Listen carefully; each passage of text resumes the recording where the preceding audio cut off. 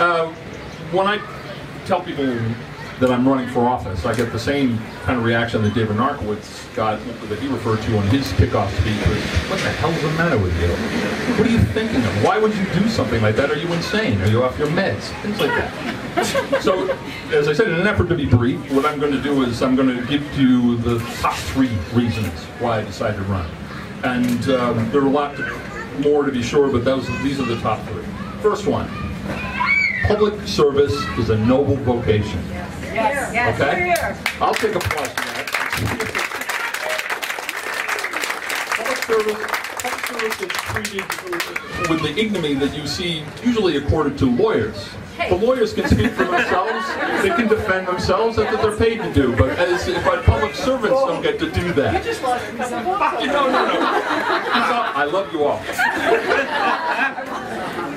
The thing is a public service, there's not a lot of compensation. You don't get much money, particularly as a counselor. You get a stipend. But even if you're a mayor, you're way underpaid. You're presiding over people who get paid much more than you do by and large. But the thing is that it is a position that is short on gratitude, but it's abundant in gratification. And if you do it right and you do it for the right reasons, the pride is profoundly satisfying. And so I've experienced that pride personally when I served as a counselor, and I got to tell you, it's addictive. And what I'm asking you guys, hopefully, is to help me with my addiction. by voting for me, by supporting my addiction, not by giving me a tough one yet. Enable, please. Thank you. Another reason is that I believe that I possess the skills and the temperament to facilitate good governance. Now, we often conflate the terms politics and governance, but they're actually separate things. Politics are based on perception. It's how you present yourself or present your case to garner public support, or power in some cases. Governance is not that. Governance is actually based on facts. It's legislating based on facts.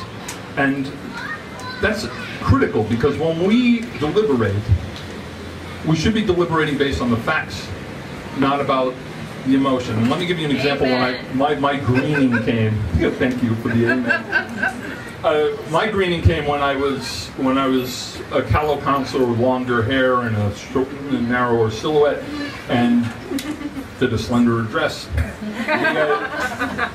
It came when I heard that Walmart was coming to town. Now I got my back up and started sharpening my pitchfork and lighting the torches, and I was going to get the villagers to stop them at the border.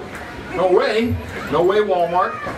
But then what happened was, well, the facts got in the way. And what happened was that over the course of this, there was deliberation. I had to talk with the people of Hampshire Heights. I had to talk with residents. I had to talk to local business owners and the planning department and the people from Walmart and the abutters. And in that conversation, I discovered Northampton lost all of its inexpensive retail access points. We had Teppers, we had Woolworths, we had JM Fields, we had Caldors. And then Caldors was a derelict and empty building sitting in the big white plaza.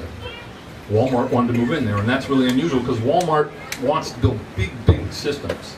They were going to move into an existing derelict building that was prescribed by law, couldn't expand beyond that footprint, and they were going to mitigate the traffic impacts and the other concerns of the neighborhood, and replace the jobs, fill a derelict building, and provide affordable, inexpensive goods and commodities with an easy access to communities that needed them.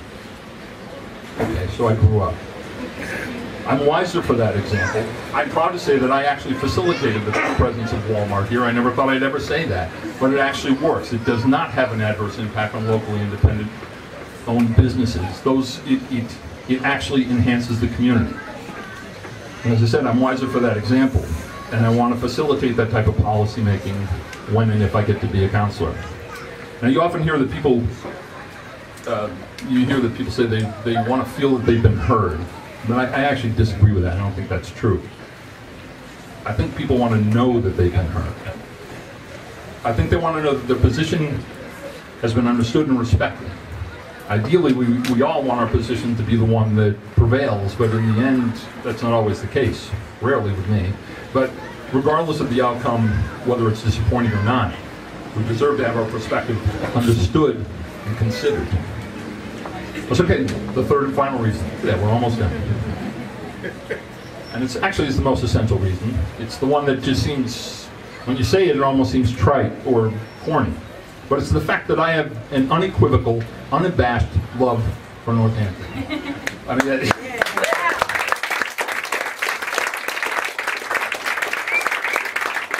I know I'm not alone. I understand. I don't think you guys just came out for the food. I think you all share that with me. And that's the thing. And I also, what I love about Northampton is the community it cradles. I mean, I love where we're on the planet and all the things that Peter described. I love the intimacy and the quirkiness of our structures.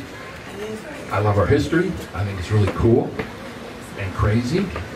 But most of all, I love our community's soul. And the thing that Northampton does, and the thing that we're famous for, and the thing that we actually even get mocked for by other communities that aren't quite so thoughtful as we are, is the fact that we struggle, and it is a struggle, but we do struggle and aspire to respect and embrace difference. We can brag on that. There's a lot of communities that don't even invest that energy or effort. They're good places, they're nice places to live, they have nice parks and things like that too, except the fact is they do not even start with the struggle or the intent of the struggle to embrace everybody. I will work, if I get elected councilor, I'll work whether I'm not, doesn't matter, to defend our values, and that means speaking to people who didn't come today, and people who might not even vote, or people who might not even pay taxes, because they're citizens too. And I feel that I have a duty, if I'm councilor, to serve them as well with as much vigor as I would serve anybody, particularly people yelling in my ear. And then the whole time I want to hold on the thing that's of paramount importance, and that is the elemental creed of civil rights and civil liberties that this community represents and brags on. Yeah.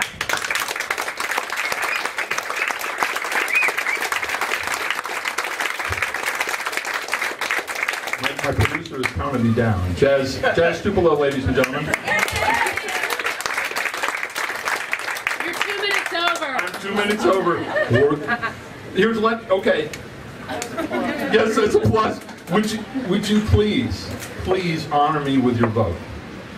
And if I may, I'd like to upsell you a little bit. Would you also be able to help out in my campaign? Would you please donate either your money and or your energy and time? I'll take all of them. And as GL said, find a person with a bumper sticker on their back. In all likelihood, unless they're stealing bumper stickers, they're actually working for the campaign, and they'll gladly help you out and negotiate that. So lastly, I want to serve as your proxy vote, and work to preserve the place that we love. And as Peter said, I'm going to work for the 01060, 01062, 01063, 01053. I'm not going to work for 01061. You know why? It's post office. The post office, federal government, not my jurisdiction. Thank you all very much.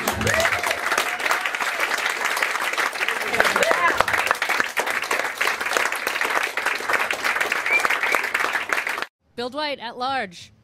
Go vote.